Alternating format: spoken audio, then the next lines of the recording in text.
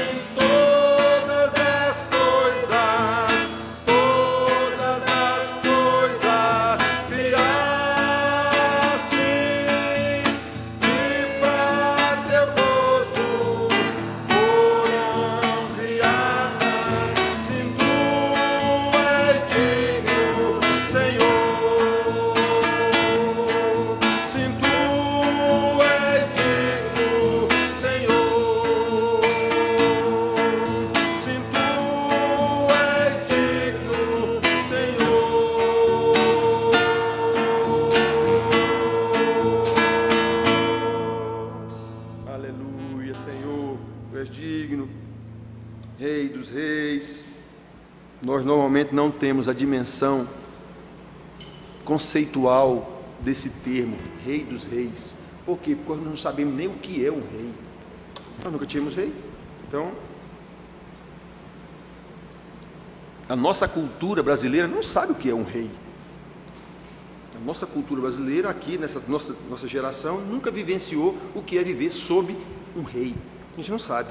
Então a gente não sabe também o que quer dizer Rei dos Reis. Se eu não sei o que é rei, também não sei o que é Rei dos Reis. A gente, na verdade, não sabe. Mas esse cântico aqui fala sobre o Rei dos Reis.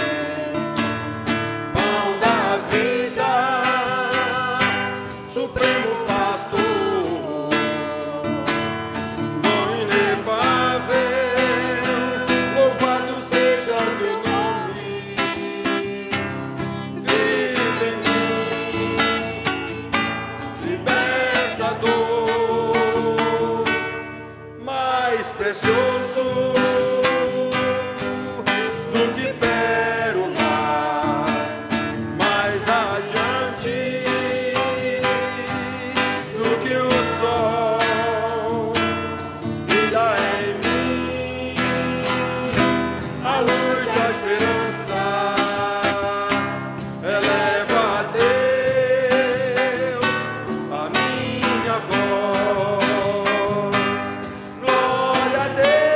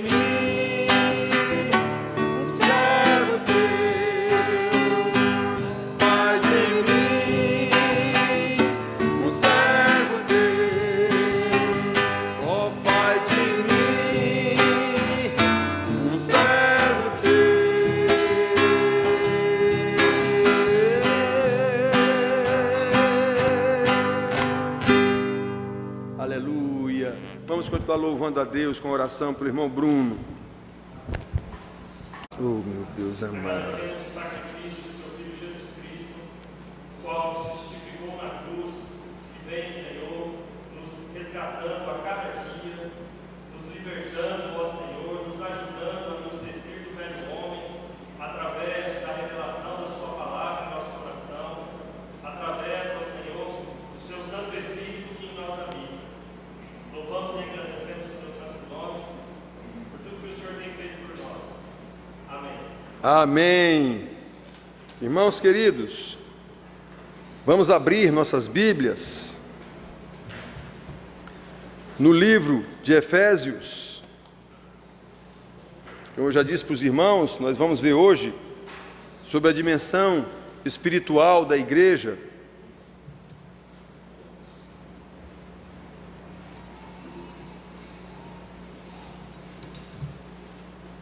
Efésios, capítulo 2, nós leremos só o versículo 19, e daí nós vamos fazer uma verificação na palavra de Deus, à luz desse versículo, do contexto, sobre a dimensão espiritual da igreja, o que é a igreja realmente.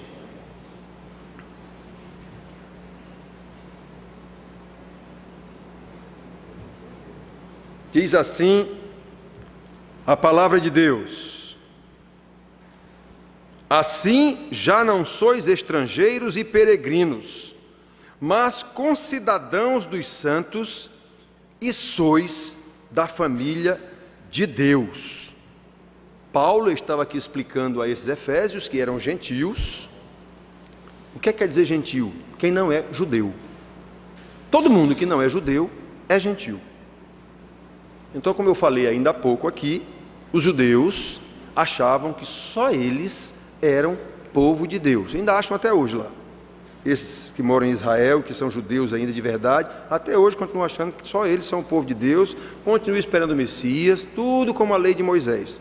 Até hoje, eles não entenderam ainda que o Messias já veio, já cumpriu a sua missão, já disse está tudo consumado, e não aceitam Jesus, então não vão para o céu. Só isso.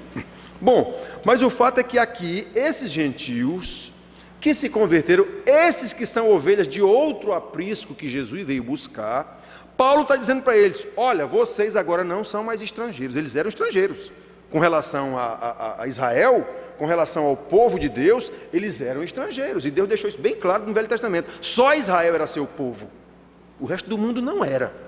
Deus deixou muito claro isso desde o início. Embora ele trouxesse pessoas aqui e acolá do mundo, como trouxe Ruth, uma moabita, como trouxe Raabe, uma inclusive prostituta, mas o fato é que aqui e acolá ele tirava alguém do mundo e trazia para o seu povo, como Jesus veio buscar gente que não é desse aprisco. Pois é. Então Paulo está dizendo agora a esses efésios que eram gentios e que agora são crentes, que ele está dizendo: olha, vocês não são mais estrangeiros. Vocês agora são concidadãos dos santos. O que é santo? Separado, escolhido por Deus. Pois é, os escolhidos de Deus não eram judeus? Pois vocês agora, seus efésios, também são. Vocês agora também são concidadãos dos santos e sois da família de Deus. Então, assim como esses efésios que não eram judeus, agora são da família de Deus, Jesus disse claramente que nem todos, por serem de Israel, são filhos de Abraão. Filho de Abraão quer dizer filho na fé. Filho na fé quer dizer salvo, porque a salvação vem pela graça mediante a fé. Tudo está na Bíblia, irmãos. É questão de saber juntar as petecas, de saber interpretar a Bíblia. Tudo está na Bíblia. Então, olha só. Nessa semana agora, quarta-feira, a gente estava aqui estudando. Quarta ou foi quinta, não lembro. E Elô, cadê Elô? Elô veio com a gente hoje, não veio? Ah, está lá na salinha com as crianças. Aí Elô me fez algumas perguntas sobre a igreja. Fulano pode ser pastor? Por que ele não pode ser pastor? Fulano pode ser isso? Por que ele não pode ser isso?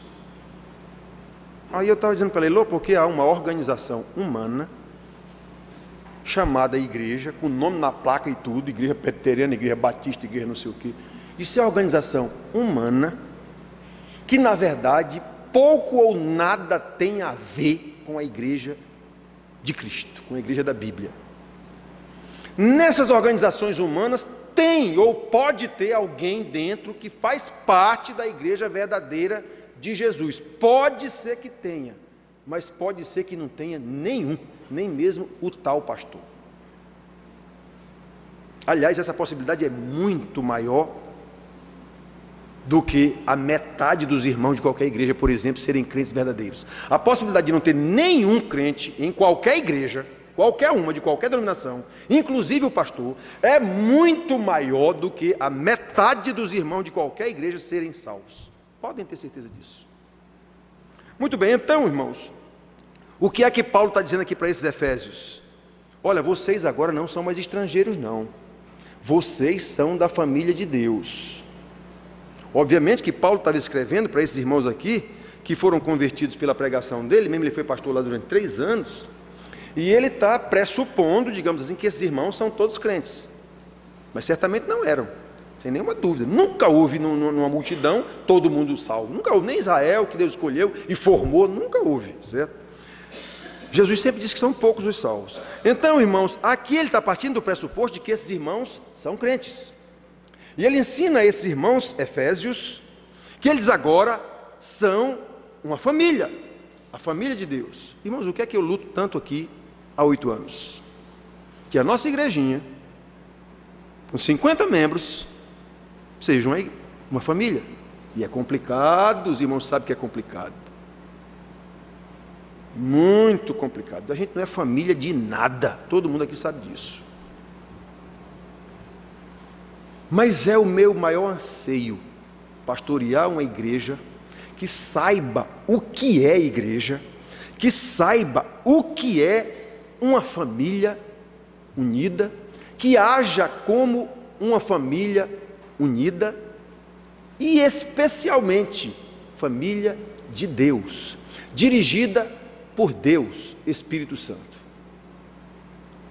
Agora, como é difícil um pastor pastorear uma igreja, querer que essa igreja seja uma família que sabe o que é família e principalmente o que é família de Deus. Por que que isso é difícil?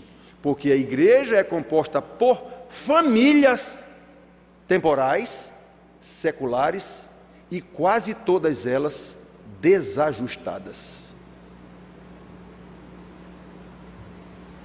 Então, se as famílias são desajustadas na sua base secular, na sua base familiar, como é que ela vai ser família de Deus aqui dentro? Sem chance. Sem chance.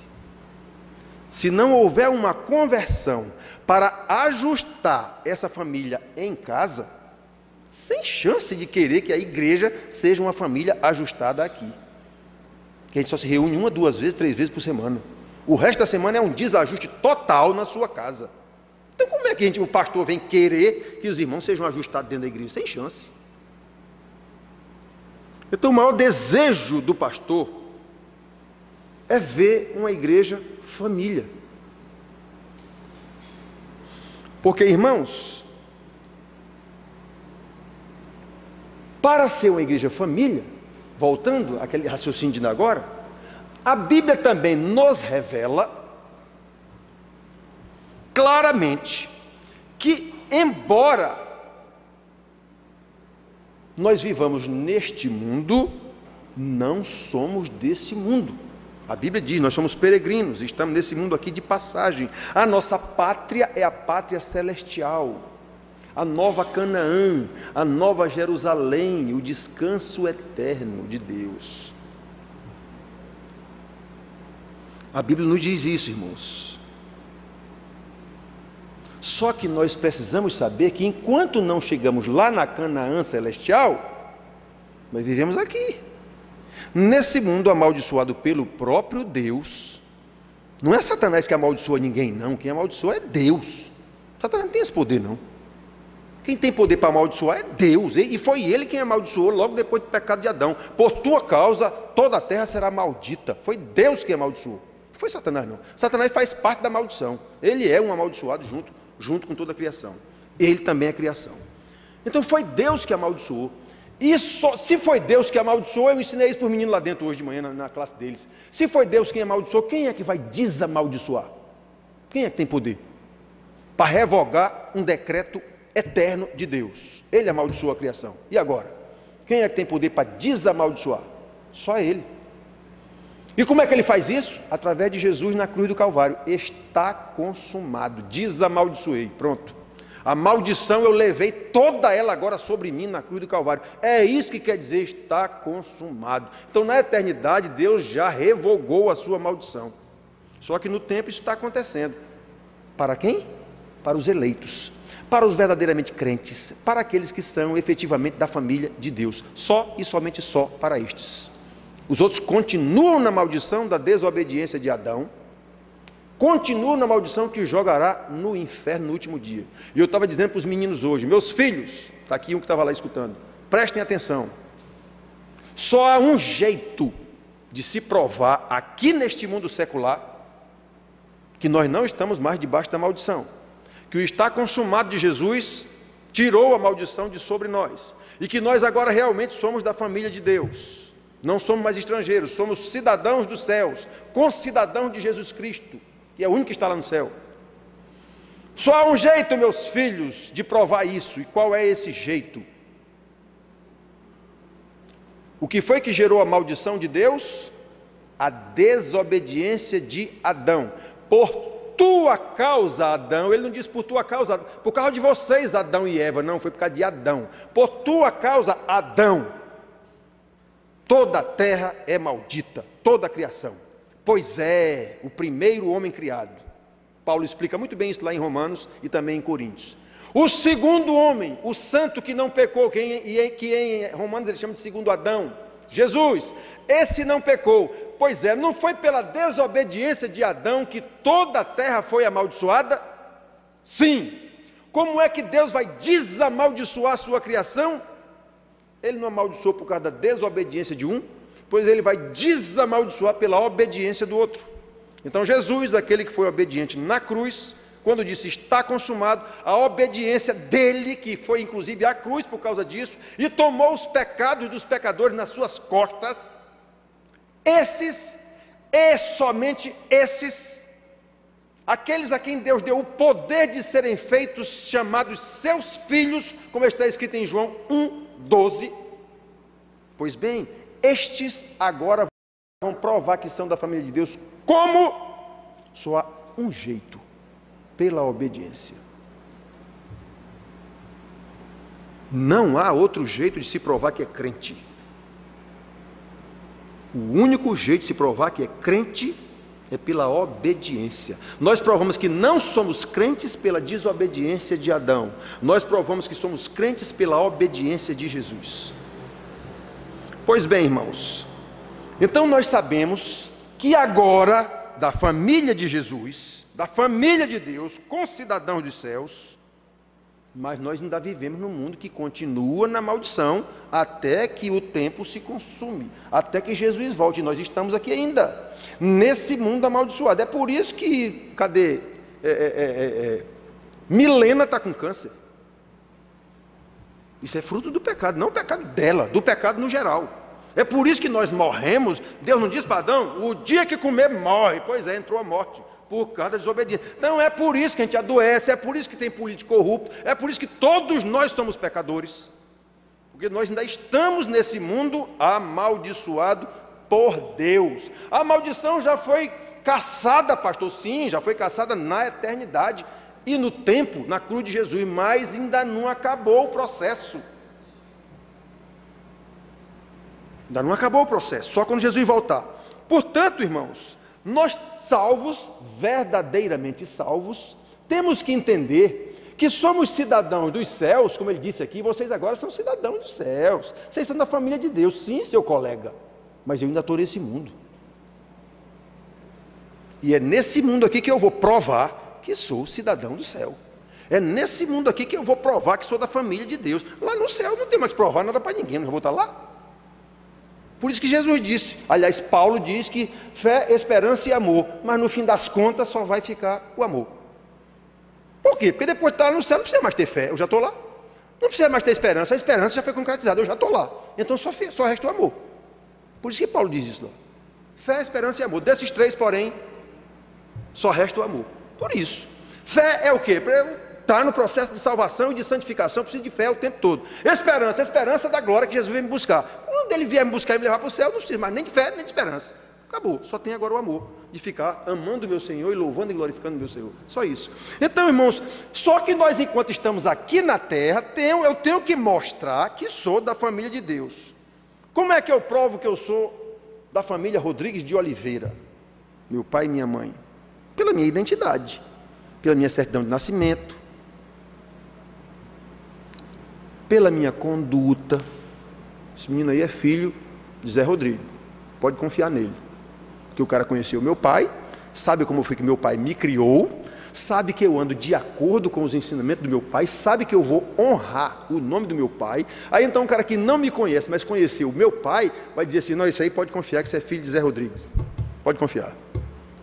Pois é, irmãos, aqui nesse mundo, isso aí é crente, pode confiar. O que é que se diz dos crentes hoje? Isso é um safado. Obviamente que esse crente não é crente. O que é que se diz do pastor? Isso é um safado ladrão. Obviamente esse pastor não é pastor coisa nenhuma. É um lobo vestido de pastor para enriquecer as custas das ovelhas. Está na Bíblia tudo isso. Não é novidade nenhuma. E sempre foi assim. Desde o tempo de Jesus, do tempo dos apóstolos, sempre foi assim. Não tem novidade nenhuma. Então isso que nós vimos hoje nas igrejas, foi feita uma pesquisa, as 3 categorias que inspira menos confiança no povo,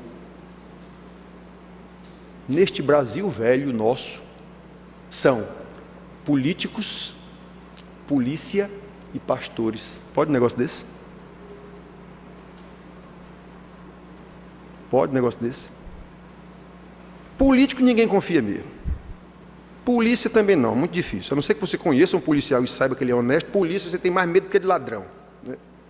E pastores, 3º lugar no Brasil, das classes profissionais menos confiáveis, pastores. Que vergonha. Como eu disse para vocês, a probabilidade da maioria das igrejas não ter nenhum crente, nem mesmo o pastor, é muito grande. Muito grande. Embora todo mundo pense que é crente. Então, irmão, nós temos que mostrar que eu sou crente, eu sou filho de Deus. Está aqui, o apóstolo está dizendo aos Efésios, isso é para mim, eu agora sou filho de Deus. Sim, mas como é que eu provo isso? Onde é que eu vou provar isso? No céu? Lá não precisa provar mais nada não, lá eu já cheguei lá. A igreja, queridos, tem 2 dimensões. A dimensão secular, ou seja, terrena, temporal. Essa que é uma corrupção, e sempre foi, desde o tempo dos apóstolos até hoje, cada vez mais, e Jesus disse isso. Quando voltar o Filho do Homem, será que ainda encontrará fé na terra? Quando voltar o Filho do Homem, será como no dia de Noé, estará todo mundo casando, dando-se em casamento, cuidando das suas vidas, mas o reino de Deus que é bom, ó, neca de catibiriba. Foi Jesus quem disse isso. Então, meu amigo David, aquela pregação do homem dizendo que a igreja está maravilhosa, então aquele homem está totalmente fora do que a Bíblia diz. Está maravilhosa para ele, que vive passeando de igreja em igreja e não pastoreia igreja nenhuma. Não conhece o que está acontecendo nas igrejas. Lá, como Baltazar disse aqui, lá na Europa, a notícia que se tem lá na Europa, da igreja evangélica no Brasil, é que há um grande despertamento espiritual no Brasil, que há um grande avivamento espiritual no Brasil. Por quê? Porque as notícias que ele recebe lá são as notícias do IBGE, que dá que o evangélico no Brasil cresce não sei quantos % ao ano. Que evangélico que ele está falando? Os evangélicos do Edir Macedo, os evangélicos do Valdemiro, os evangélicos de não sei quem mais, evangélico coisa nenhuma. Que evangélico coisa nenhuma? Mas isso entra na estatística como evangélico. Aí lá na Inglaterra, o homem que vê, a igreja está uma maravilha. Por quê? Porque ele tem essas informações. Ele passeando nas igrejas, quando ele passeia na igreja, que ele vai visitar uma igreja, é uma festa, então ele participa de uma festa. Então, uma maravilha, uma festa é uma maravilha. Vá viver com essas ovelhas, vá saber como é que elas vivem, vá tratar dos problemas dessas ovelhas, que aí você vai ver que a maioria não é ovelha.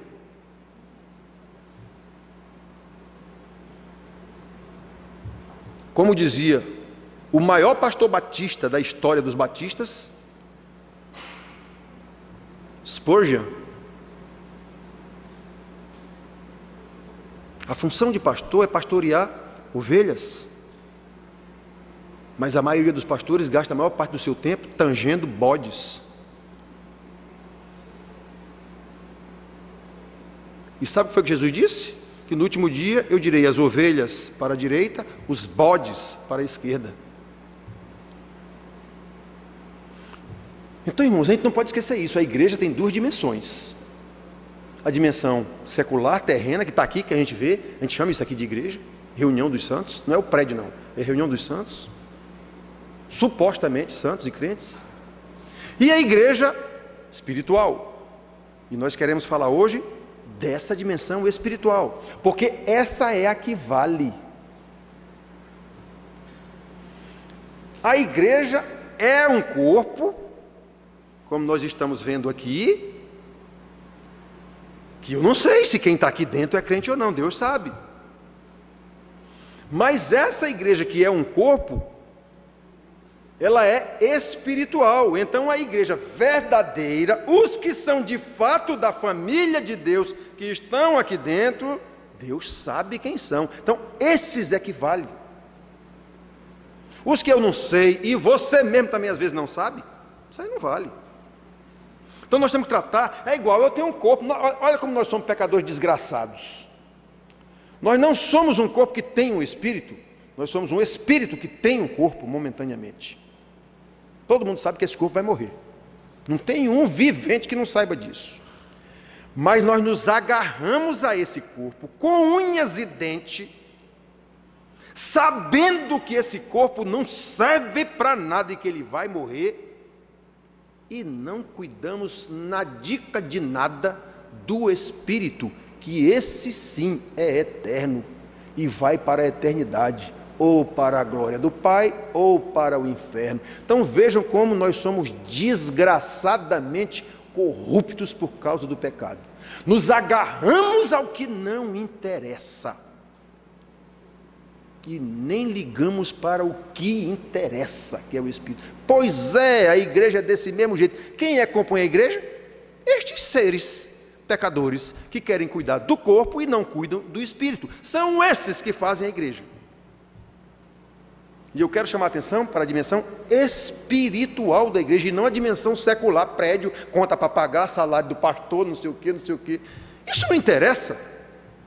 Temos que fazer isso? Sim, se somos crentes, temos que fazer por obediência e lealdade e fidelidade a Deus. Mas isso não interessa, não é isso que é interessante. Eu não quero saber de ter uma igreja grande, uma igreja não sei o que, ser poderoso, isso não vale nada. Eu quero saber se eu sou crente de fato, se eu estou ensinando a palavra corretamente, e se vocês são crentes de fato e estão seguindo essa palavra que eu estou ensinando. É isso que interessa.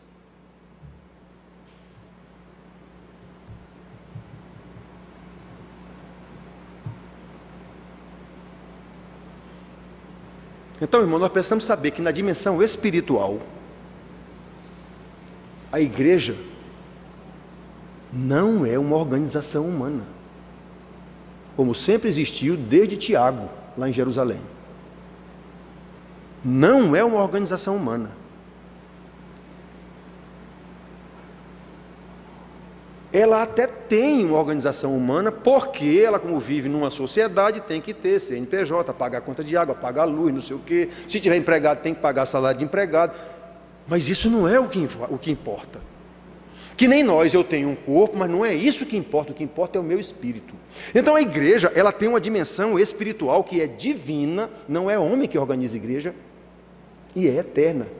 De quem é a igreja? De Jesus. Quem é que edifica a igreja? Jesus. Ele disse a Pedro: eu edificarei a minha igreja sobre esta pedra. E a pedra que ele estava dizendo não era Pedro não, A pedra que ele estava dizendo é a verdade que Pedro diz: tu és o Cristo, o Filho do Deus vivo. Era essa pedra que ele estava se referindo, a pedra fundamental, a pedra que Pedro mesmo, quando pregou, disse lá: olha, a pedra angular que vocês rejeitaram era a pedra preciosa para Deus. Pedro disse isso no sermão dele lá em Atos 2. Pois é, ele falou isso se referindo ao que Jesus disse para ele.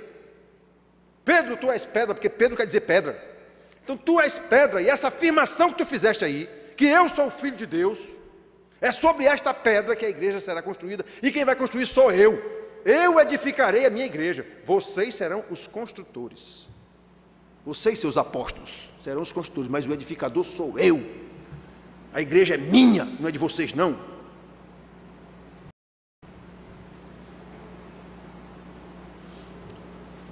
E parece que a prioridade dada à organização humana começou a se sobrepor à verdadeira igreja espiritual lá no tempo dos apóstolos. Briga interna entre eles, e o outro querendo ser mais do que o outro, e não sei o quê. E daí em diante, depois dos apóstolos, aí pronto, aí é que bagunçou e virou o que nós temos hoje de igreja católica romana, que no século XVI saíram os protestantes, mas virou a mesma coisa. No final das contas, virou a mesma coisa.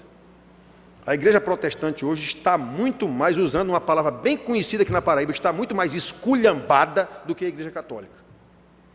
Muito mais.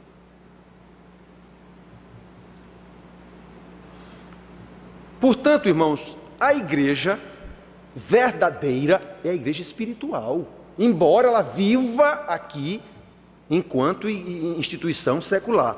Mas nós precisamos saber que, conquanto a igreja exista nesse mundo como uma organização secular, nós temos que saber, meus irmãos, que diferentemente de qualquer outra organização secular, como um banco, uma escola, um bar, ou o que seja, uma loja de vender carro, uma estação ciência, seja o que for, nós precisamos saber que essa organização secular chamada igreja, ela tem a sua origem, a sua formação e a sua continuidade totalmente na dependência de Deus. A igreja é de Deus, não é dos homens, como tem hoje pastor dono de igreja. Quase toda igreja, o pastor é um dono,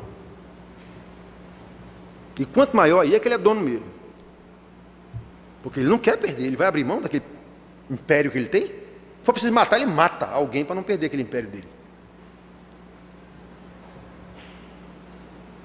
Olha, irmãos, a igreja não depende da capacidade do pastor, a igreja não depende da capacidade administrativa dos presbíteros, ou diáconos, ou o que o valha, quem cuide de administração de igreja. Claro que ela precisa disso, porque foi Deus quem constituiu essas pessoas, foi Deus quem deu dom administrativo para essas pessoas, foi Deus quem deu dom de governo para essas pessoas, foi. Mas Deus não precisa da gente não, meus irmãos. Ele usa a gente pela graça dele.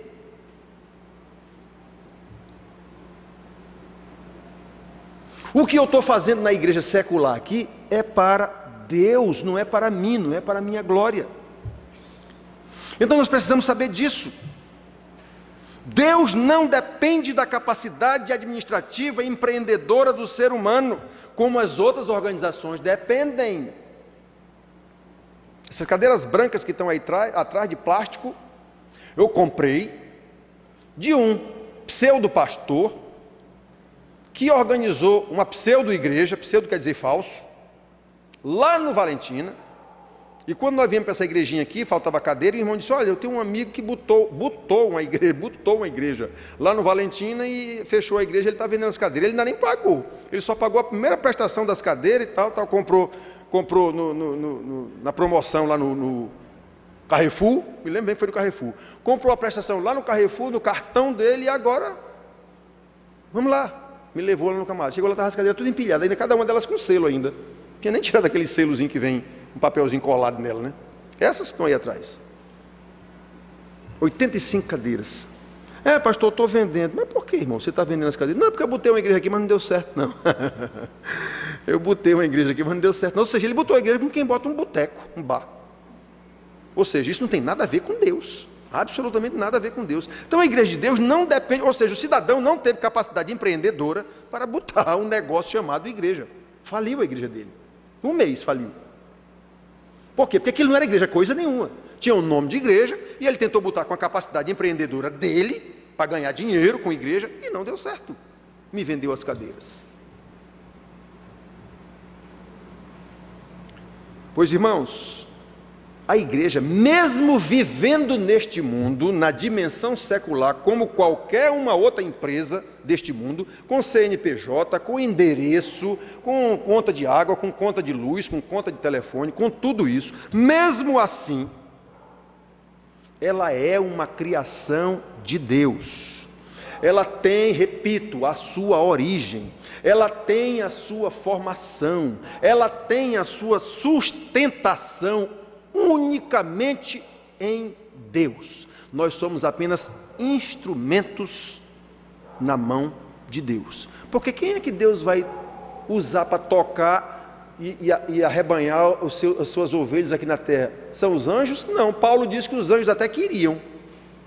Paulo diz que os anjos até queriam ter essa missão, mas Deus não deu a eles, deu a gente mesmo, pecador. Para quê? Para a sua glória, para mostrar que é pecador, aquele que desobedeceu ele lá no início, pois é, porque é pecador, que desobedeceu lá no primeiro criado, Adão, vai obedecer no segundo, que nasceu de Maria, Jesus, o Filho de Deus que tomou. Só existem esses dois seres humanos, que foram criados diretamente por Deus, Adão e Jesus. Eva já foi tirada do homem, digamos assim, já foi uma procriação tirada do homem. Então Deus criou o homem, Adão, fez um pacto com ele. Não foi com Eva que Deus fez um pacto, foi com Adão. Por isso que ele diz, por tua causa, Adão, toda a terra é maldita. Ele não diz por causa de vocês dois, não, é por tua causa, Adão. Quem pecou primeiro foi Eva. Mas Deus não levou em consideração o pecado de Eva para efeito da maldição, não. Ele levou em consideração o pecado de Adão, porque Adão é que era o cabeça. Então, pois o outro criado, que não era filho de Adão, não era descendente de Adão, porque Adão pecou, o outro criado, digamos assim, como criatura, e veio aqui com o corpo, foi Jesus. Por isso que ele era filho só da mulher, porque ele não podia ter a semente do homem, porque o homem é pecador, Adão. Ele era filho só da mulher, gerado pelo Espírito Santo. Pois esse foi o, Paulo chama de segundo Adão, esse não pecou. Então, é desse que nós precisamos, é nele que nós temos que viver, ainda nesse mundo de pecado amaldiçoado, mas agora nós já estamos com a natureza transformada, mesmo ainda pecadores, essa natureza está cada vez, pregamos aqui domingo passado, cada vez se distanciando mais do pecado e cada vez se aproximando mais da santidade de Jesus. É isso que é a igreja, e não um grupo que fica aí brigando por causa de poder, porque não sei quem é presidente da igreja, porque não sei o que. Eu vejo os pastores das grandes igrejas aí, às vezes brigando, é o safado, não sei o que, não sei o que. Meu Jesus, estão brigando por um negócio, por um poder. Que nem o outro que botou a igreja e deu errado. Esse aí como deu certo, né? Esse aí como deu certo, o negócio deles deu certo, e bote dinheiro que eles ganham nesse negócio, então o cara mata e morre pela presidência desse negócio.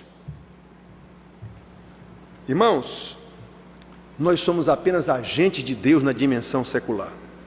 A igreja é eterna. É por isso que ninguém acaba. Mesmo com tanta corrupção dentro da igreja, irmãos, se vocês fossem estudar a história da igreja, uma pessoa que não tem base espiritual, não tem uma fé robusta, digamos assim, para compreender aquilo ali, se ele for estudar a história da igreja, ele vai dizer, quer saber de uma coisa? Isso é tudo palhaçada, esse negócio de Bíblia, de igreja, isso é tudo palhaçada, meu amigo. Se não tiver uma base boa, vai apostatar da fé, e isso não existe nada disso, isso é tudo invenção. Porque, vamos usar um termo que a gente conhece bem, a cachorrada dentro da igreja é um negócio impressionante. Sempre, em todos os séculos, A gente, quando estuda a história da igreja, estuda século por século. Primeiro século, lá do tempo dos apóstolos, aconteceu isso. As heresias que entraram na igreja foram essas. Os apóstolos lutaram contra isso. Está aqui na Bíblia, eles chamam a atenção. Todos eles chamam a atenção para isso. A gente é que não sabe, mas todos eles, e eu ensino aqui, todos eles, olha, cuidado. Paulo chega a citar nome. Eu, às vezes, cito o nome aqui, os irmãos ficam indignados, porque diz que isso é falta de ética. Eu quero lá saber de ética social, rapaz. Eu quero saber do princípio bíblico, o que a Bíblia ensina. Jesus dizia para os seus discípulos: cuidado com esses fariseus safados, corruptos, ladrões, salteadores. Jesus dizia isso para os pastores de Israel da sua época: ladrões, salteadores, cuidado com eles, sepulcros caiados, raça de víboras. Pois é. Vai eu dizer hoje que um pastor é um safado, vou dizer: pastor, que é isso? Como é que o senhor diz isso do ungido? Que ungido, rapaz? Ungido do cão. Não é de Deus coisa nenhuma. Ele não está ensinando errado, então ele é ungido do cão, não é de Deus. Paulo cita nome: cuidado com Himeneu, cuidado com Fileto, cuidado com Alexandre. Ele cita nome. João cita nome. Diótrefes, na igreja lá, não deixa nem ler as minhas cartas. Quando eu chegar aí, eu vou resistir face a face. Está aqui na Bíblia. Aí hoje eu não posso citar nome, porque pastor não pode. Por que não pode? Porque a cultura de hoje não permite. Eu quero lá saber de cultura de hoje, eu quero saber o que é que a Bíblia manda.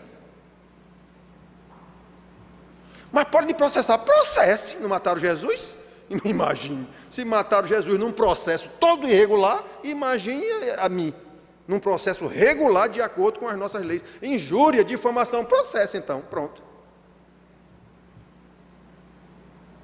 Vou ganhar uma bolsa presidiário. Vou ganhar um auxílio reclusão. Irmãos queridos, é para rir. É para rir, mas isso é para vocês verem. Como é que eu vou provar que eu sou filho de Deus, da família de Deus? É assim. É assim. Então, olhem só. A Escritura nos ensina claramente que a igreja é formada por aqueles que são chamados por Deus. Lembram de Atos? Lá no início da igreja iniciante? Diz que a igreja iniciante, primeiro ponto, perseverava na doutrina dos apóstolos. Esse é o ponto de partida. Se não for na doutrina, a doutrina dos apóstolos é a Bíblia. Se não for na doutrina, já não tem igreja. Como a gente vê por aí as igrejas, não tem doutrina nenhuma, só leseira, só besteira. Poder, fogo, não sei o que, só besteira, não tem doutrina da Bíblia. Então, isso não é igreja. A igreja, desde o seu início, perseverava na doutrina dos apóstolos. Esse é o ponto de partida. Depois, nas orações e no partir do pão. Igreja é família. Lembra do que eu falei aqui? Pois é, igreja é família. Tem um irmão em dificuldade, a igreja toda é para tomar conhecimento disso e ver o que é que eu posso fazer para ajudar esse irmão. Preguei domingo passado aqui sobre o caso da nossa irmã que está com câncer. Quem foi daqui da igreja que já chegou com a irmã e disse: minha irmã, você está passando alguma dificuldade que eu possa ajudar? Todo mundo sabe que uma pessoa que está fazendo tratamento de câncer, radioterapia e quimioterapia, fica totalmente debilitada do corpo, da alma, do espírito, de tudo que você puder imaginar. Pois é, mas quem foi que já chegou com a irmã? É possível que alguém tenha ido, mas é possível, na verdade, a probabilidade é muito maior de que ninguém tenha chegado com a irmã para dizer isso: irmã, eu posso lhe ajudar em alguma coisa? Que família é essa? Olha, então lá em Atos 2, 42, está dizendo isso, que eles perseveravam na doutrina e tal, que tudo lhes era comum. Aí por causa desse amor, presta atenção no que está escrito lá, por causa desse amor, por causa dessa relação familiar, de amor que tinha entre eles, nada faltava para nenhum deles, porque tudo era comum para todo mundo. Está dizendo lá que o povo viu aquilo e disse: que povo é esse? Aí começou a se chegar, e diz que os apóstolos pregavam, não era a igreja que pregava, não, eram os apóstolos pregavam.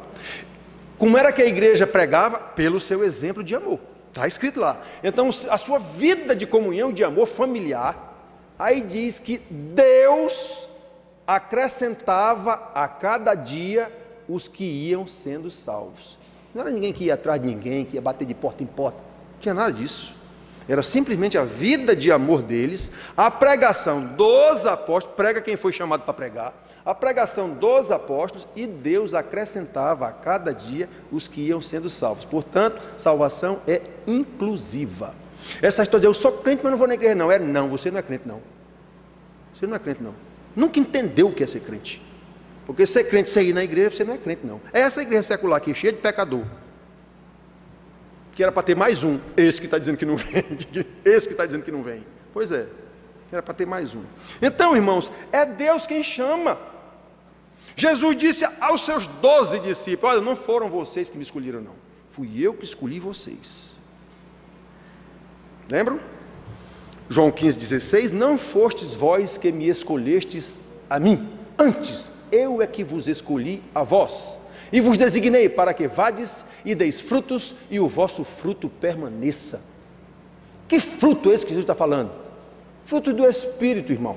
Esses homens agora foram chamados por Jesus para ser apóstolos, agora eles estão no poder do Espírito Santo. Então esse Espírito Santo neles vai frutificar. E quais são os frutos do Espírito, conforme Paulo também explica lá em Gálatas 5, capítulo 22 e 23.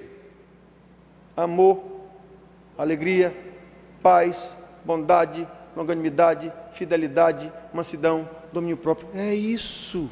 Seja um crente. É isso que é o seu fruto. Seja um crente. Mostre que você é da família de Deus. É isso que é ser crente. Só isso. É isso que é ser membro de uma igreja. O que é a igreja? Reunião desses crentes para virem aqui, ouvir o ensino do pastor, da pregação da palavra, e botar esse ensino em prática no seu dia a dia. Deem frutos, e o vosso fruto permaneça. É isso. Não é vir aqui cantar. Isso aí eu canto lá no show do Luan Santana, se eu quiser também. E, irmãos, como eu digo para vocês, o povo que está na igreja não sabe nem o que é ser crente, não sabe nem o que é igreja.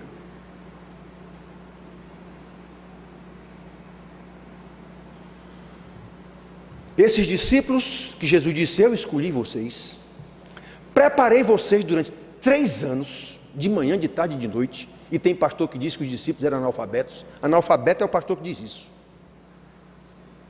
Eles não tinham formação acadêmica de faculdade, mas eles aprenderam 3 anos, de manhã, de tarde e de noite, aula teórico-prática ao mesmo tempo, com o Senhor dos senhores, com aquele que é onisciente, com aquele que tem toda a sabedoria, com aquele que tem todo o poder. Pois foi esse que ensinou seus apóstolos de manhã, de tarde e de noite, cerca de 20.000 horas aula,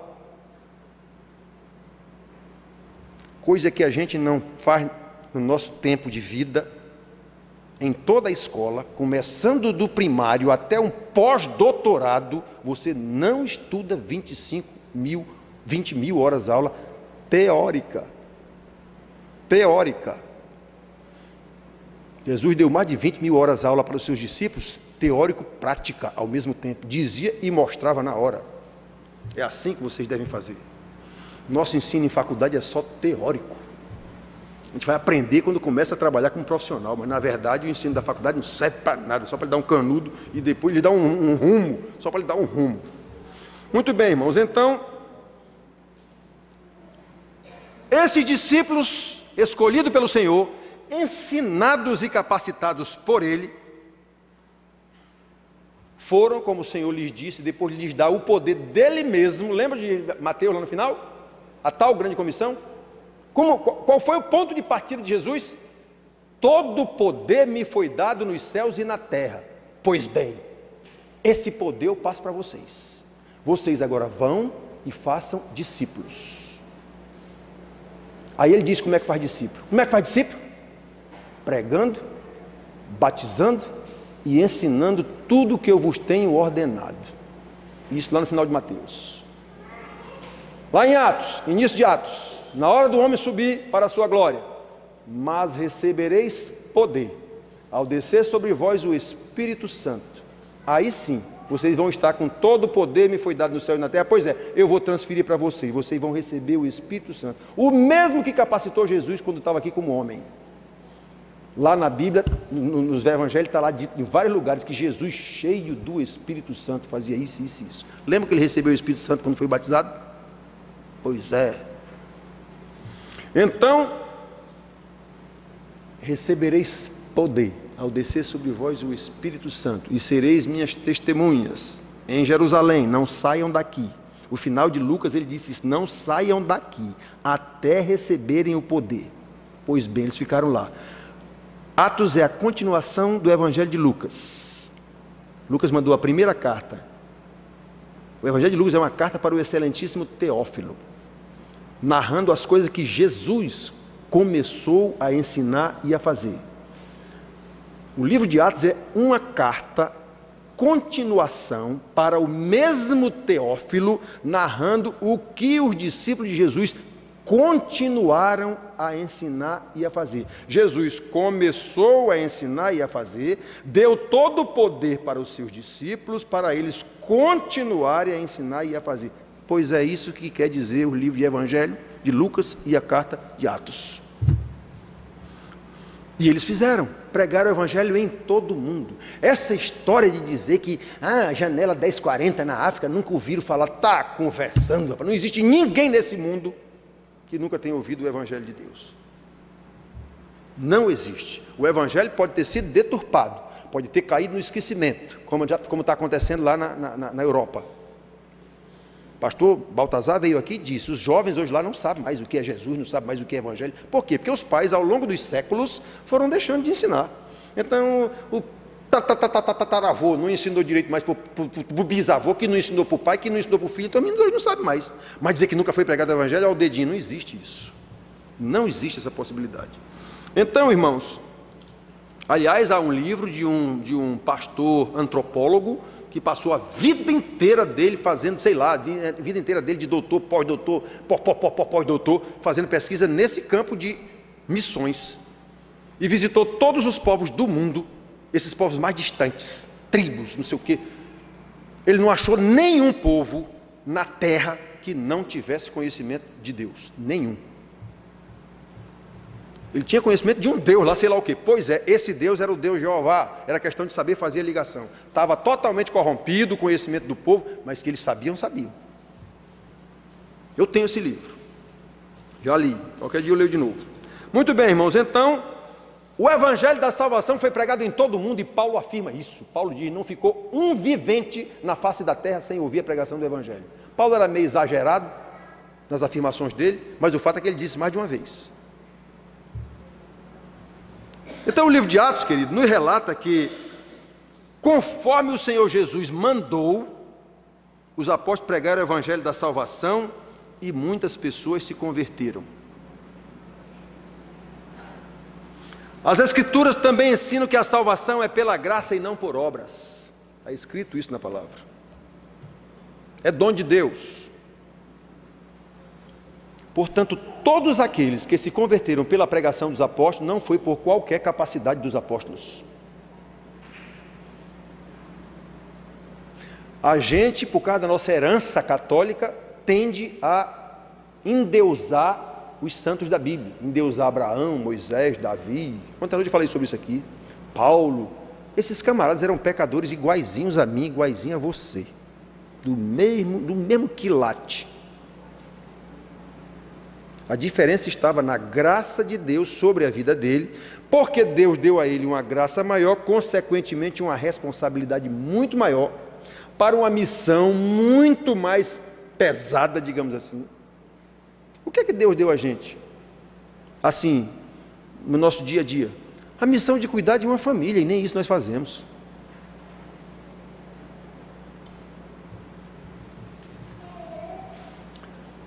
E essa é a igreja. Essa é a igreja. Você, quando lê o Velho Testamento, Deus formou a nação de Israel, Ele formou a nação de Israel, deu um governador para essa nação, que foi Moisés, para levar essa nação para uma terra que Ele deu a terra, prometeu lá 1000 anos atrás para Abraão.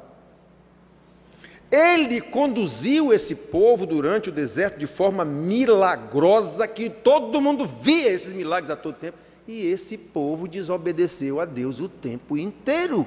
Pois é esse o povo de Deus, pecador do mesmo jeitinho da gente.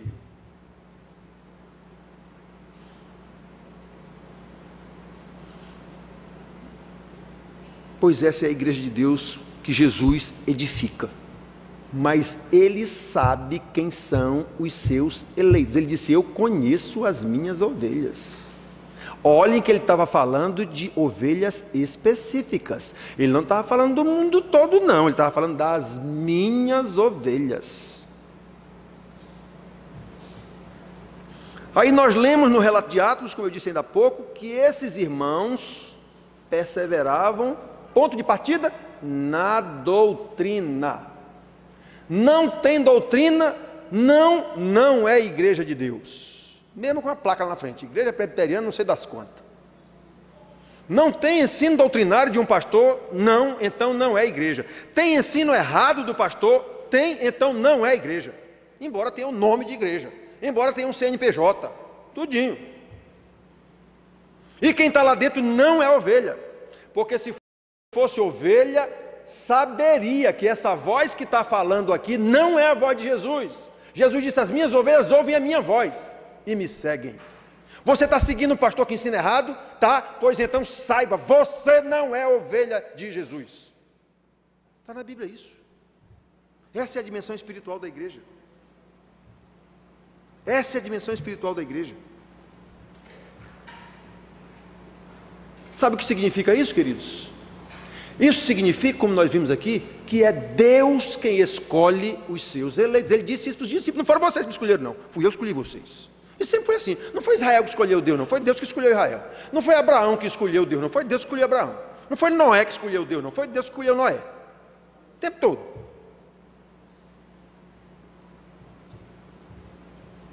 Ontem à noite eu falei isso aqui. Foi Deus quem escolheu Noé. Dos filhos de Noé ele escolheu 100. E desses 100 nasceu o semita Abraão. Que Deus escolheu Abraão porque ele quis. Abraão é um pecador como outro qualquer lá na terra dele, lá em Ur dos Caldeus. Lá em Novo Testamento diz que o pai dele era santeiro, fazia imagem de santo. Então ele também, os filhos naquela época seguiam a profissão do pai, obrigatoriamente quase. Então ele era também fazedor de santo. Pois é, Deus escolheu Abraão porque ele quis. Por que ele não escolheu outro camarada lá? Não pergunte para ele quando chegar no céu. Porque ele quis. Então Abraão, já velho, Deus fez um filho. Você vai ter um filho, escolheu esse filho, é Isaac, pois muito bem. Isaac vai ter um filho que eu vou escolher. Dos 2 filhos de Isaac eu escolho um, o outro não. Pronto, ele escolheu porque ele quis, está escrito lá em Romanos. Ele escolheu Jacó, os 2 estavam no ventre da mãe, não tinham ainda nem pecado para dizer que não, eu escolhi isso porque ele é melhor do que o outro. Não, eu escolhi porque eu quis, Jacó, e o outro eu não escolhi, pronto. Muito bem, de Jacó ele fez Israel, que é o mesmo Jacó, e dali 12 tribos que ele fez a nação de Israel e colocou lá em Canaã, conforme ele tinha prometido lá para Abraão, tempos atrás. Das 12 tribos de Israel ele escolheu Judá, para que da tribo de Judá viesse o Messias. Por que ele escolheu Judá? Porque ele quis. Por que ele não escolheu Efraim? Porque ele não quis. Por que ele não escolheu Naftali? Porque ele não quis. Ele escolheu Judá, pronto. E como foi que veio a descendência de Judá para nascer Jesus? De uma relação sexual ilícita de Judá com a nora dele. Foi daí que nasceu Pérez, que deu origem a tal e não sei o quê. E depois entrou uma prostituta na história, Raabe, e assim.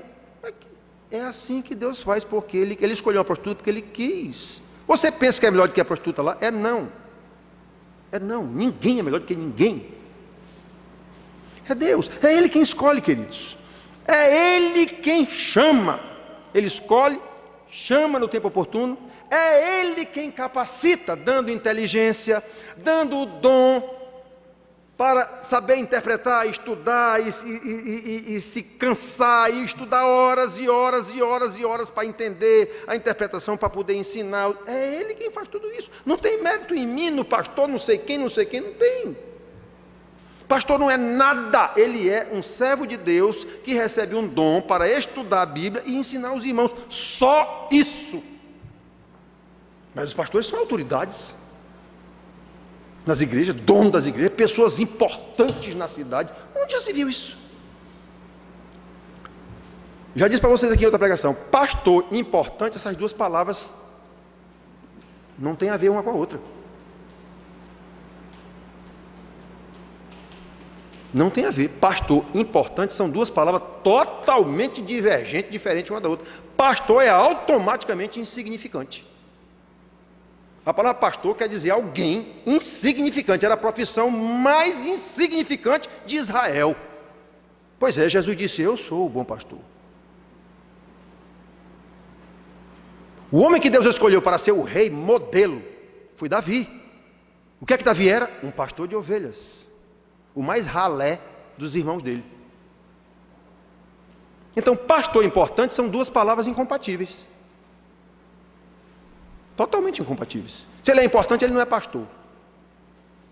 Se ele for pastor, ele não é importante. É meio complicado isso. Porque se ele é importante, ele está recebendo glória. E Deus disse: a minha glória eu não a dou a outrem. Você é simplesmente a minha voz, só. Você vai simplesmente ensinar as minhas ovelhas, só. Pedro, tu me ama? Amo. Apacenta as minhas ovelhas. O que quer dizer apacenta? Ensina as minhas ovelhas. Cuida da vida espiritual das minhas ovelhas. Pedro não tinha poder para cuidar da vida social dos irmãos, da comida dos irmãos. Ele não tinha esse poder, ele não tinha. Jesus também não tinha. Ele estava falando de quê? Da vida espiritual. Apacenta o meu rebanho. Isso são metáforas. Esse rebanho não era ovelha mesmo, não, eram pessoas. E Pedro não era pastor mesmo, como não existia lá, Davi era pastor de ovelha. Não, Pedro era um homem. Mas Jesus está dizendo: olha, você como homem, está como se fosse um pastor, apacentando ovelhas que dependem totalmente de você, do seu cuidado. E elas são pessoas que vão agir como ovelhas, totalmente seguindo a sua palavra, porque a sua palavra é a minha voz. Eu coloquei em vocês todo poder, eu dei a vocês. Vão lá agora, ensinem. É isso que é a igreja. Mas quem é que sabe disso nas igrejas? Qual é o pastor que diz isso para as igrejas? O pastor quer ser importante. Olha, cuidado, não toque no ungido do Senhor. Safado.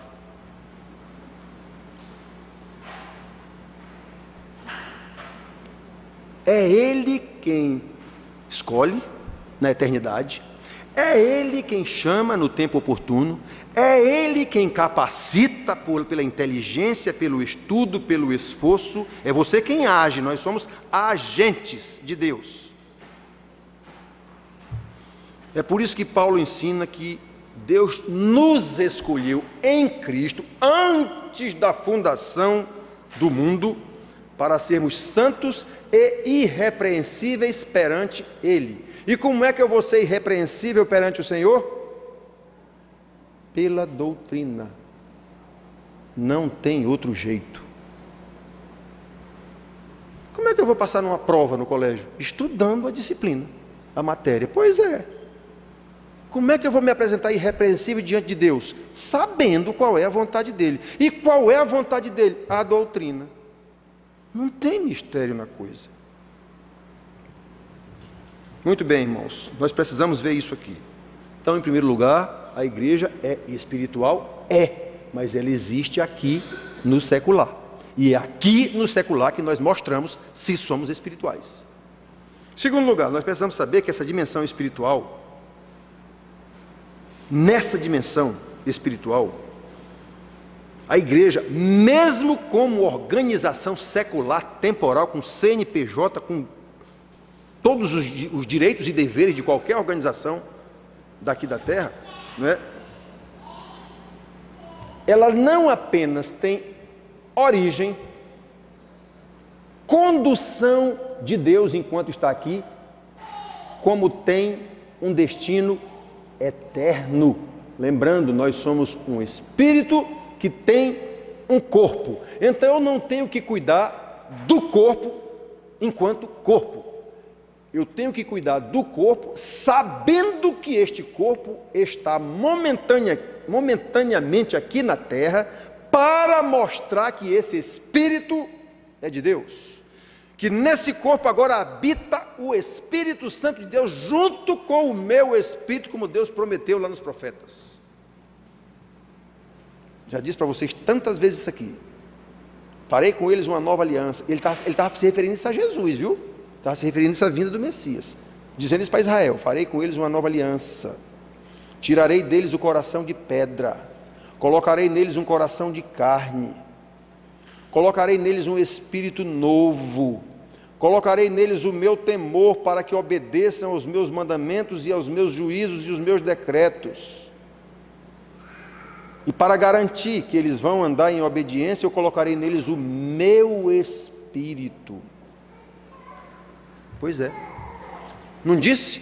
O único jeito de você provar que é crente é obedecendo a Deus. Por que eu vou obedecer a Deus? Porque eu recebi um coração novo, eu recebi um espírito novo e mais, recebi o temor de Deus em mim e mais ainda, recebi o Espírito de Deus em mim para me conduzir nesse temor, para não deixar eu farrapar. Pois é, meus queridos, é tudo de Deus, espiritual. Tudo quanto nós fizermos na igreja, enquanto organização temporal, secular, social, tem que ser visando a unidade do corpo de Cristo. Eu bato nisso aqui há quantos anos? E como eu sou meio aloprado com as palavras, e às vezes eu digo: irmão, bora fechar esse negócio aqui, irmãos. Vamos fechar isso aqui. Isso é tudo leseira. Ninguém quer seguir o que a Bíblia manda, então para que ele está aqui?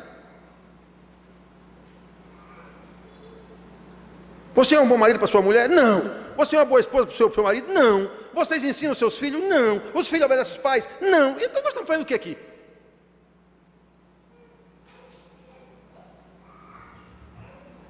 Você estuda a palavra de Deus? Não. É brincadeira. A igreja vive a partir da doutrina dos apóstolos. Ela só anda na doutrina dos apóstolos. Olha, irmãos, só assim nós vamos mostrar para esse mundo que nós somos a família de Deus. Esse povo é diferente. Jesus, quando disse aos seus discípulos, lá na oração sacerdotal, quando orou ao Pai, no final da oração sacerdotal, ele diz: Pai, que eles sejam um, que eles se amem, que eles sejam um, como eu sou um contigo, como eu em ti e tu em mim, que eles também sejam um em nós, em mim. É isso que vai provar para este mundo. Jesus disse lá: para que o mundo saiba que tu me enviaste. Jesus não diz para que o mundo seja salvo, não. Ele diz para que o mundo saiba que tu me enviaste. Ou seja, o que é que vai mostrar para o mundo que tu me enviaste? Essa família chamada igreja. Aí Deus vai acrescentando a essa igreja a cada dia aqueles que vão sendo salvos. Quem é que salva? É o pastor? Não, é Deus. É Ele quem salva, é Ele quem acrescenta a igreja. A igreja só tem que viver como família de Deus, só isso. Dando fruto e que o vosso fruto permaneça. Que fruto? Fruto do Espírito Santo em mim, só isso.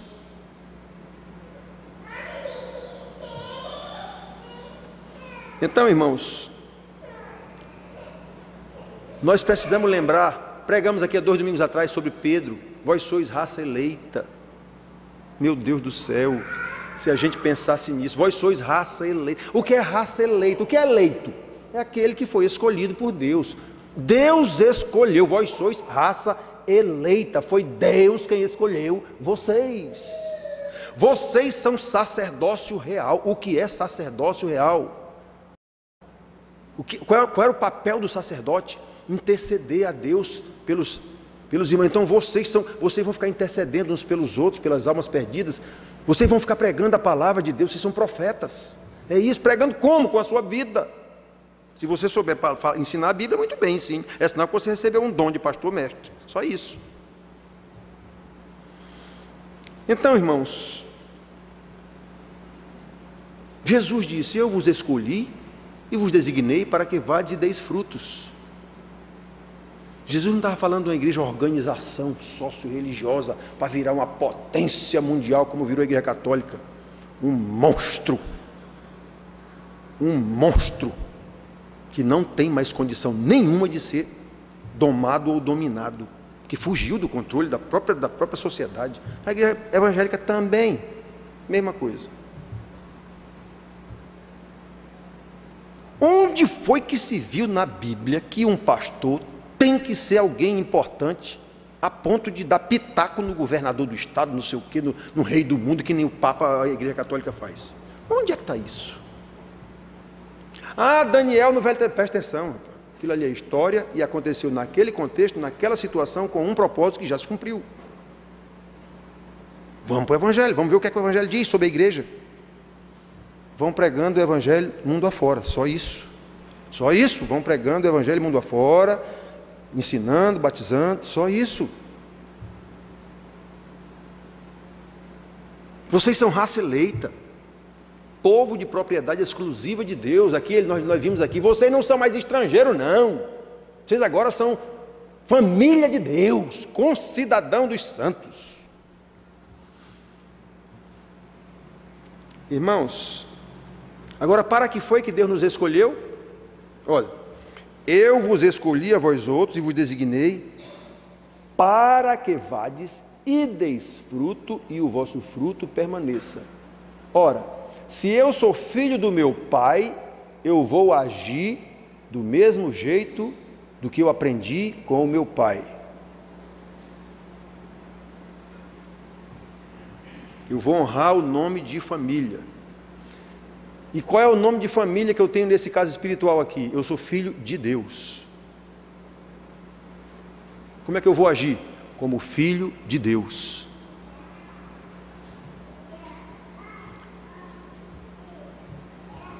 Todo mundo aqui conhece muita gente da igreja, de outras igrejas e tal. A gente tem os nossos grupos de amizade na cidade. Todo mundo aqui conhece. E todo mundo aqui sabe que as pessoas que você conhece, se você for olhar direito, se você de fato tem intimidade com essa pessoa, você vai ver que as vidas dele não são vidas de crentes. Se você fizer um exame, é possível que você diga, nem a minha. Nem a minha.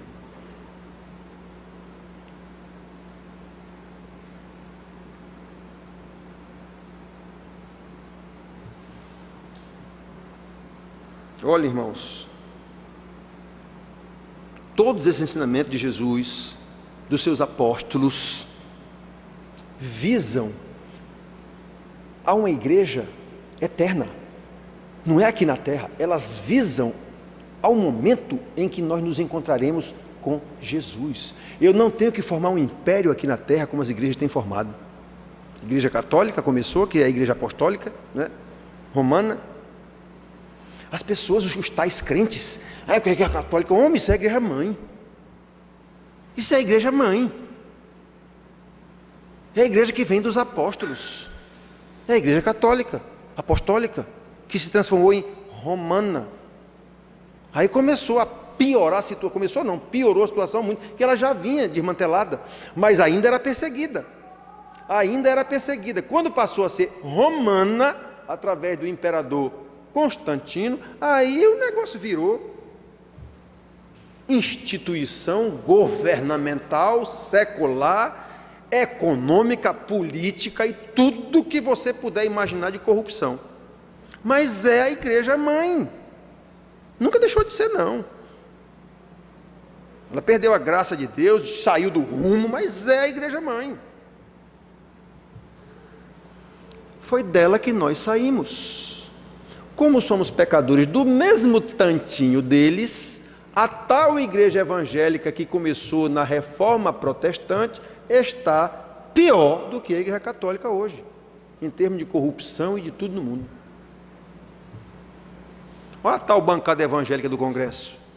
Quem tiver algum conhecimento de política, sabe que a bancada mais corrupta do Congresso é exatamente a tal bancada evangélica. Puxe na internet a vida política dos pastores que estão na bancada evangélica. Veja quantos processos cada um deles tem por corrupção, safadeza. Você vai cair de queixo caído. Todos pastores, todo pastor.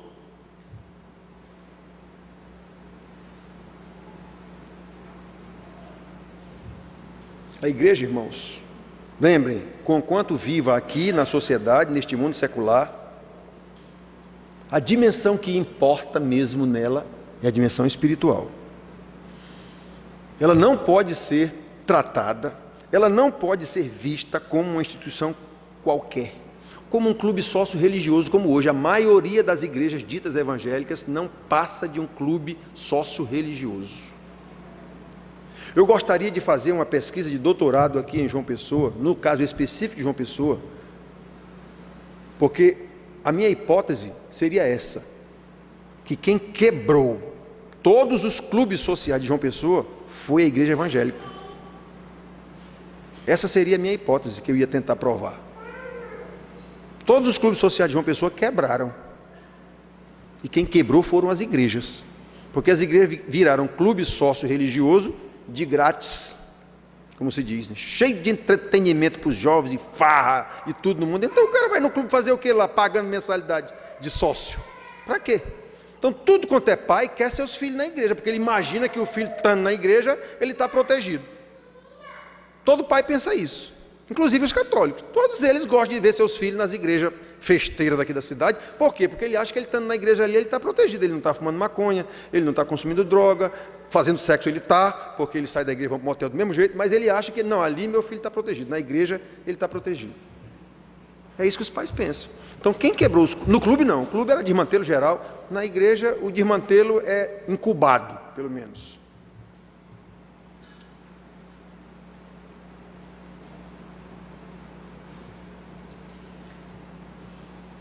Eu já ouvi um pastor da nossa cidade aqui, de uma igreja grande, Paulo estava lá nesse dia, 20 e tantos anos atrás, quando eu contei aqui, Paulo disse, eu estava lá nesse culto.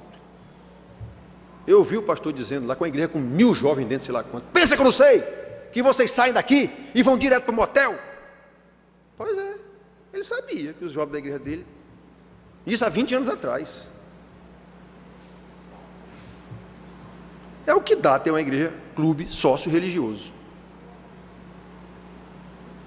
Olha, irmãos, a igreja não pode ser objeto de disputas pessoais, pastor esse, pastor aquele, pastor não sei quem, eu sou chefe, o outro é presidente, o presidente sou eu, não sei quem, eu sou secretário, não sei de quê. Isso não existe.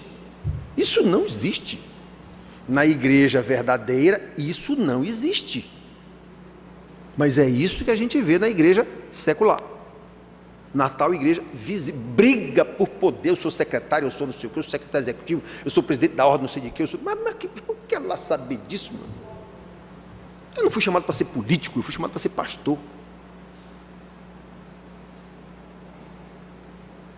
Com relação a mim, no meu presbitério, a briga é exatamente porque eu não quero nem ouvir falar e me botar nesses negócios. Eu vou nada, meu amigo, eu vou nada. Eu fui chamado para pastorear uma igreja, para ensinar um rebanho. Eu não fui chamado para ser presidente, não sei de quê, não sei de quê. Eu não quero nem saber.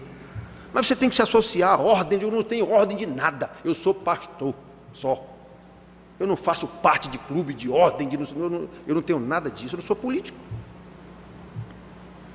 Então, irmão, nós temos que discernir o propósito e a providência de Deus na formação, condução da sua igreja. É um propósito eterno, quanto a providência seja secular, aqui se desenvolvendo nesse mundo, o propósito de Deus é eterno, é nos levar até aquele dia em que nos ajoelharemos diante do Filho, dizendo, Tu és o Senhor. E vamos ouvir dele, bem está, servo bom e fiel, entra na glória do Pai que já está preparada desde a eternidade. É isso, irmãos. É isso, só isso, só isso. A nossa vida secular segue seu trâmite normal. Se eu sou funcionário, tenho que ser um bom funcionário. Se eu sou político, se for o caso, eu tenho que ser um bom político. Se eu for médico, eu tenho que ser um bom médico. Tudo, quer comais, quer bebais, quer façais outra coisa qualquer, fazei tudo para a glória de Deus. Eu não sou filho de Deus, então tudo que eu vou fazer é para a glória do meu Pai. Irmãos, às vezes, eu gosto de assistir a TV Senado lá, aqueles debates lá, os discursos, principalmente os discursos dos políticos. E eu acho interessante como um político velho, de cabeça branca, é comum ele dizer isso. Meu pai sempre me ensinou, de rapaz, olha só, um homem com essa idade, corrupto, safado, mas diz, meu pai sempre me ensinou que um homem, repara como marca, um pai na vida de um filho, e como esse filho tem orgulho de dizer: meu pai me ensinou, mesmo sendo um corrupto. Mas quando ele está se referindo a alguma coisa certa que ele faz na vida, ele diz: meu pai me ensinou. Homem de cabelo branco, de rapaz, um homem com 70 e tantos anos, ainda lembrando como se fosse um menino, lembrando: meu pai me ensinou. Olha aí, isso é honrar o nome do pai. Eu não sou filho de Deus, então meu pai me disse, meu pai que me salvou, me disse que é assim, assim, assim, assim. É isso que o salmista quer dizer em Salmo 119, versículo 11: guardo no coração a tua palavra. O que é a palavra? Doutrina. Guardo no coração a tua palavra para não pecar contra ti. Cada vez que vem aquela tentação do pecado, digo: meu pai me ensinou que eu não devo fazer isso. Ou cada vez que é para você fazer alguma coisa que tem que fazer, mas o seu eu não está com vontade de fazer, aí você: opa, meu pai me ensinou que eu tenho que fazer. É isso, irmãos. Guardo no coração a tua palavra para não pecar contra ti. O que quer dizer isso? Doutrina. E perseveravam na doutrina dos apóstolos. Agora vocês não são mais estrangeiros, vocês são filhos de Deus, vocês são família de Deus. É isso que é igreja, nada mais do que isso. O que passar disso é clube sócio-religioso secular, igualzinho Cabo Branco, Astreia e não sei o que a igreja quebrou.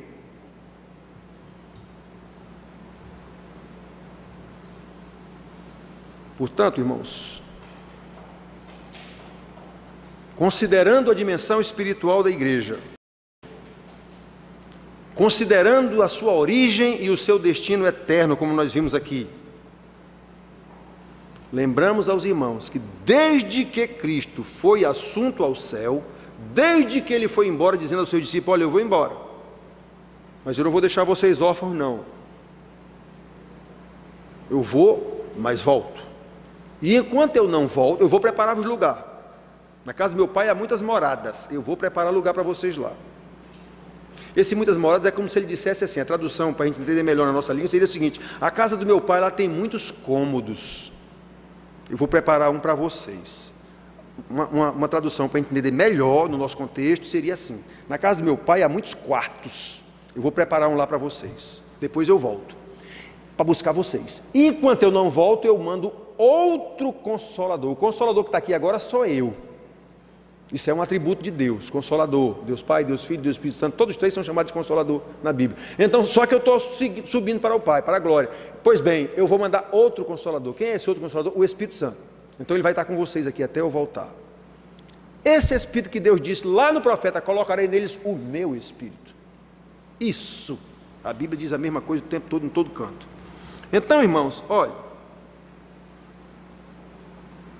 só que isso já faz mais de 2000 anos, e aquele Jesus disse que eu vou ali e já volto, não voltou até agora. Os apóstolos, Paulo, Pedro, João e companhia limitada que escreveram as suas cartas, achavam que Jesus já estava voltando amanhã. O tempo todo eles tinham essa expectativa de que Jesus vai voltar amanhã. Então o ensino deles era o tempo todo disso: olha, Jesus está voltando, olha, Jesus já está vindo buscar a gente. Eles acreditavam nisso. E Jesus não voltou faz mais de 2000 anos. 2014 anos, de acordo com a tradição, 2017, na verdade. O ano 1 da era cristã, Jesus já tinha 3 anos de idade, mais ou menos.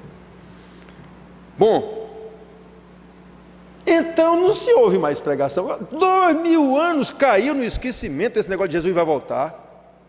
Agora o céu é aqui na terra. As igrejas pregam o céu aqui na terra. Jesus quer lhe dar isso, quer lhe dar não sei o quê, quer lhe dar não sei o quê, aqui na terra. Então, expectativa ou perspectiva das pessoas irem para o céu não tem mais nas igrejas.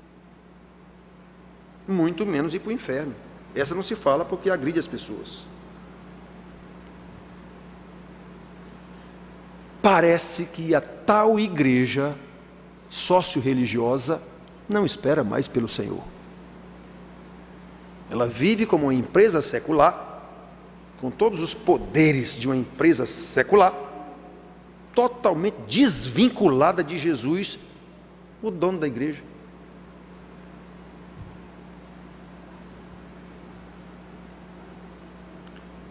E é por isso mesmo que os líderes da igreja tratam a igreja como se ela fosse uma organização puramente secular. É uma empresa que dá lucro. Comprei umas cadeiras, botei uma igreja, mas não deu certo. Botei uma igreja, comprei 85 cadeiras, mas não deu certo. Estou vendendo as cadeiras. É assim. Ou então a minha igreja está maior, mais dinheiro, irmão, mais dinheiro, temos que construir não sei o quê, temos que construir mais dinheiro, irmãos, temos que construir isso, temos que construir, não, temos que construir um templo para 70 mil pessoas, temos que ter uma rede de televisão, temos que ter dinheiro, irmão, dinheiro. Deus voltar, nem pensar. Ir para o inferno não existe isso. Céu é aqui na terra. É assim que a igreja vive hoje.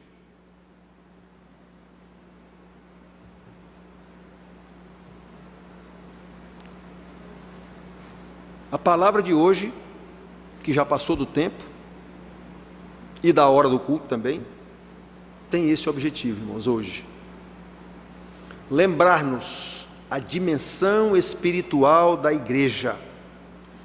Ela tem origem eterna. Origem em Deus. É Jesus o construtor da sua igreja.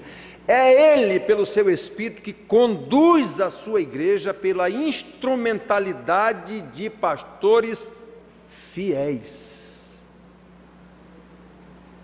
E mais, esses pastores fiéis em nenhum momento esquecem que são apenas agentes de Deus para ensinar a sua palavra e conduzir essa igreja para um destino que é eterno. Não é desse mundo aqui.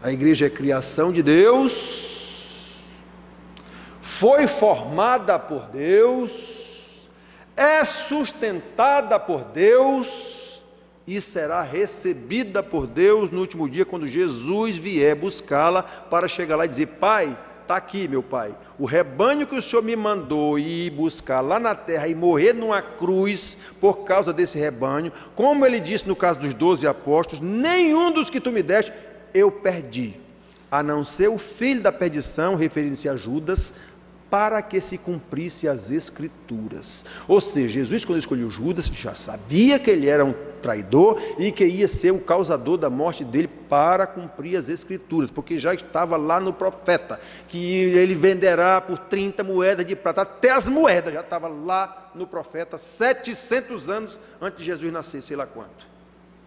Foi para cumprir as Escrituras, irmão. Lembra onde é que a igreja prevalece e permanece? Na doutrina, nas Escrituras. Tudo que Jesus ensinava aqui na terra, a pessoa dizia, ele dizia como está escrito nas Escrituras. Jesus não deu uma novidade para os discípulos dele. Ele falou que já estava escrito nas Escrituras. Vocês agora são da família de Deus. Então tem que fazer o que Deus manda.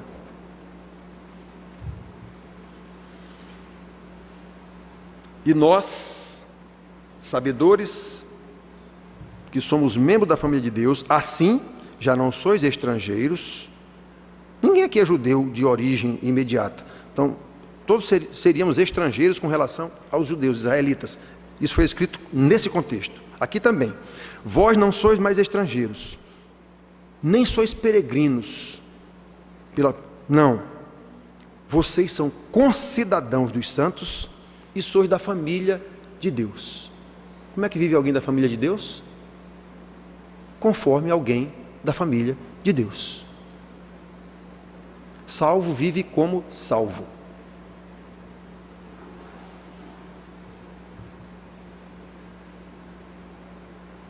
Precisamos cuidar da nossa família, irmãos. No nosso contexto aqui, do nosso bairro, nossa família é isso aqui, nossa igrejinha. Precisamos cuidar uns dos outros, orar uns pelos outros. Perguntar para o irmão, está precisando de alguma coisa, irmão? Eu posso ajudar em alguma coisa? Agora, também, não pode haver os espertalhões que sempre existiu. Lá na carta aos Tessalonicenses, Paulo disse isso. Tinha uns cabalos lá, porque ele pregava, Jesus está vindo, então eu não vou mais trabalhar. Jesus já está vindo, não vou mais trabalhar. A igreja vai me sustentar. E Paulo disse, epa, o dedinho.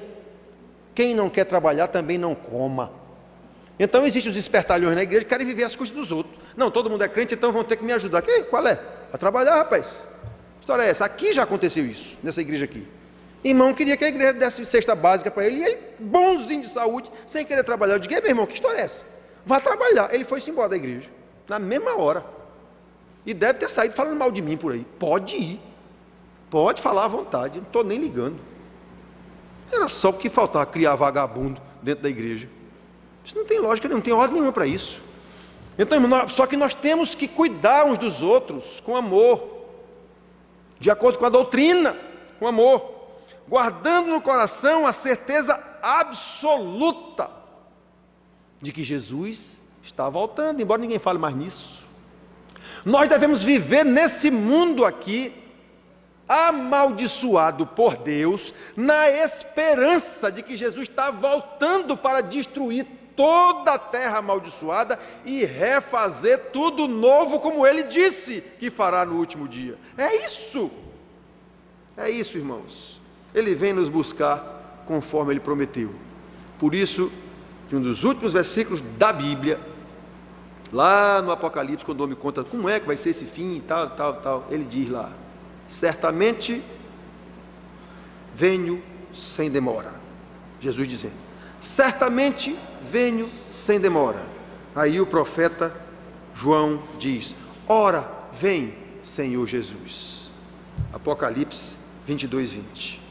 Como igreja de Cristo, como família de Deus, precisamos estar preparados e ansiosos para que Jesus volte logo. Amém, irmãos. Louvamos o Teu nome, meu Senhor, porque pela providência de Deus estão aqui estes irmãos. Nós sabemos que alguns que não vieram, ou vários que não vieram simplesmente fazendo uso da sua vontade, da vontade deles, não é? Então, meu Deus, nós rogamos ao Senhor, se há alguém doente, que não veio por causa de doença física, nós pedimos a graça do Senhor e a sua bondade e o seu poder para curar essa doença, causando no irmão um bem-estar que possibilite que ele venha para a igreja, que certamente quando o irmão não vem para a igreja porque está doente, fica triste de não poder vir. Mas, meu Deus, pedimos uma graça muito maior do Senhor para os que não têm doença física nenhuma e não vieram porque não quiseram. Para estes, sem nenhuma dúvida, a graça de Deus, e o Senhor sabe disso, precisa ser maior, que é a graça da salvação verdadeira, que é a graça da colocação do tesouro certo no coração.